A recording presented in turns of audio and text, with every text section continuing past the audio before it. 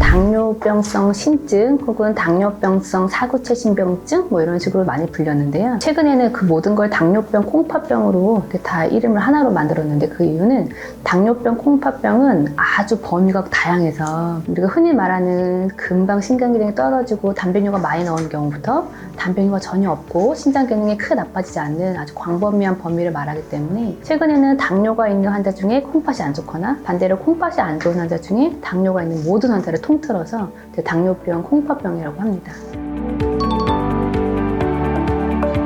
당뇨의 조절 정도나 당뇨의 유병 기간이 중요한 것으로 되어 있고, 또 당뇨병 콩팥병의 가족력이 있는지도 사실은 중요합니다. 하지만 대부분 당뇨 환자들이 고혈압이나 고지혈, 또 최근에는 식이 습관이 서구화되면서 비만해지기 때문에 전반적인 혈압, 당뇨, 또 고지혈 이런 조절 자체가 결국은 당뇨병 콩팥병이 생기는 하나의 원인이 될 수 있을 것으로 생각이 됩니다. 당뇨병 콩팥병이 어떤 특별한 증상은 따로 없고요. 결국은 콩팥병 환자들이 생기고 있는 모든 증상을 당뇨병 콩팥병 환자들이 갖게 되는데요. 그래서 반드시 내가 당뇨가 있고, 특히 우리 가족 중에 당뇨병 콩팥병 환자가 있다고 진단을 받은 그 가족력이 있다면 아주 주기적으로 검사를 하는 게 반드시 필요하겠습니다.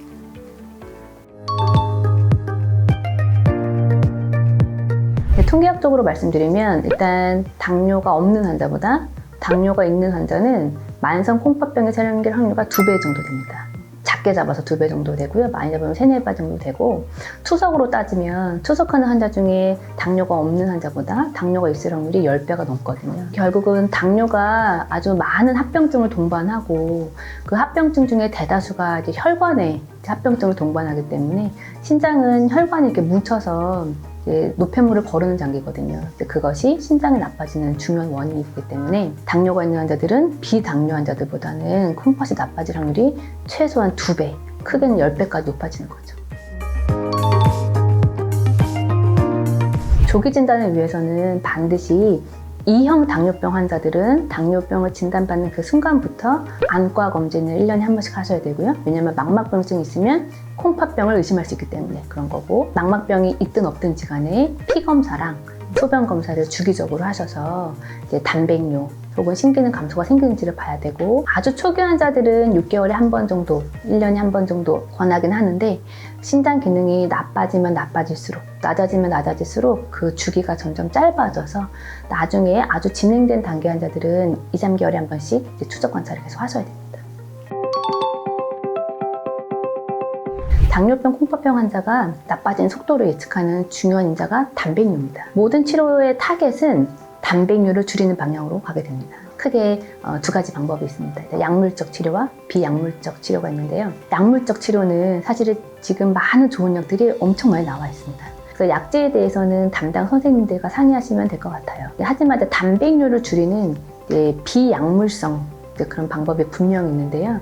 가장 중요한 거는 단백뇨가 나오기 때문에 단백 섭취를 줄여야 됩니다. 환자분들은 단백질이 소변으로 빠져나가니까 보충해서 더 드셔야 되지 않는지를 궁금해 하시는데, 그러면 안 되고요. 먹는 단백질의 양을 줄여서 나가는 단백질의 양을 줄여야 됩니다. 근데 그러면 얼마만큼 줄일 것이냐, 그거는 환자마다 정말로 달라서 그걸 임의로 판단하시면 안 되고, 보통은 소변에 나오는 단백뇨의 양을 보고 또 나빠진 속도를 따져서 담당 선생님이랑 상의를 하셔야 되는데, 일반적으로 우리가 하루에 300mg 이상의 뚜렷한 단백뇨가 나오는 경우에는 사실은 단백 제한을 조금 엄격히 하는 게 도움이 됩니다. 하지만 당뇨병, 콩팥병이 있다고 해서 모두 다 단백뇨가 나오는 건 아니거든요.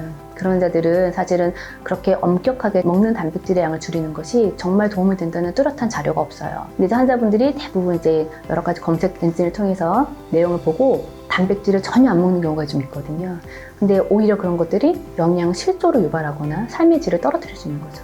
그래서 내가 어떤 그룹에 속하고 나한테 단백식이를 아주 엄격하게 조절하는 게 도움이 되는지를 반드시 확인을 먼저 하셔야 돼요. 근데 특히 또 더 좋은 거는 체중 감소는 아주 즉각적인 단백뇨 감소 효과가 있어요. 그래서 만약에 내가 당뇨가 있고 콩팥병이 있는데 단백뇨가 많이 나온다. 그리고 내가 약간 체격이 좀 비만하다. 그러면 반드시 체중 감소를 하시는 게 즉각적인 단백뇨 감소에 큰 도움이 됩니다. 그 예방과 관리는 결국 조기 발견인 것 같습니다. 그래서 일단 당뇨가 있고 그런 분들은 1년에 한 번 혹은 2번은 반드시 소변 검사와 피 검사를 주기적으로 하셔야 되고요.